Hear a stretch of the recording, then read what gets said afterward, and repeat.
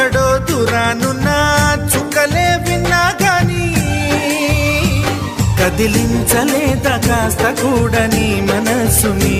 పరదాలు దాటి ఒక్కసారి పలకరించవేమి అందరినీ ఇలా వెంటపడి అడగాల సరదాగా నువ్వే ఎదురైతే సరిపోదా నిద్రపోతున్న రాత్రి నడిగా గుడికి చేరిన గువ్వల నడిగా